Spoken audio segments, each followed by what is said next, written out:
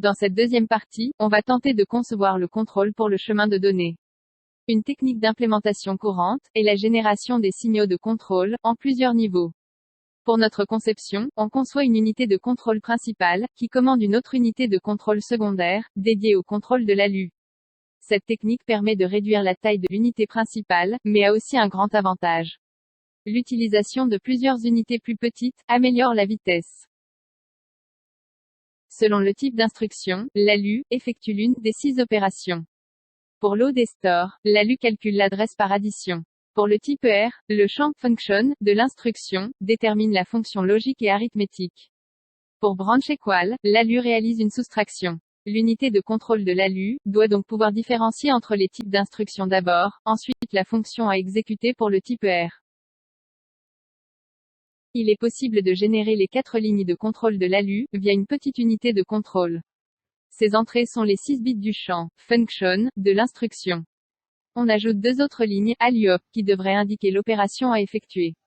00 pour l'accès mémoire, 01 pour BEQ, ou 10 pour toutes les opérations de type R, encodées dans le champ func. Les lignes ALUOP sont générées par l'unité de contrôle principale qu'on va voir plus tard. Les 4 sorties contrôlent directement l'ALU. La table de vérité est normalement constituée de 256 combinaisons. Comme plusieurs d'entre elles ne nous intéressent pas, on ne montre que les combinaisons, pour lesquelles le contrôle de l'ALU doit avoir une valeur spécifique. Il est alors simple d'écrire les équations logiques des lignes de contrôle de l'ALU. Le schéma montre l'implémentation à l'aide de portes logiques, des lignes operation, et B-invert.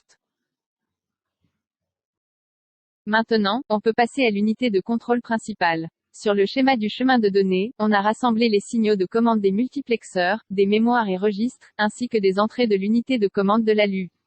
L'unité principale a comme entrée le champ opcode. Toutes ces lignes sont générées par l'unité principale. La seule exception est la ligne PC source. Cette ligne doit être active seulement si l'instruction en cours est BEQ et la sortie 0 de l'ALU est à 1. Pour cette ligne, on effectue un AND logique entre une ligne de l'unité de contrôle et la sortie 0.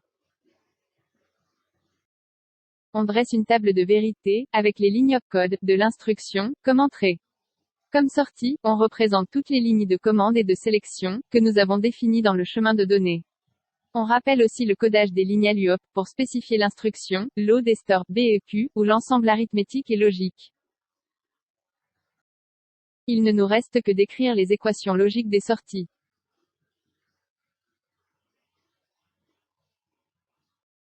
On vient de concevoir la première partie du processeur MIPS à cycle unique.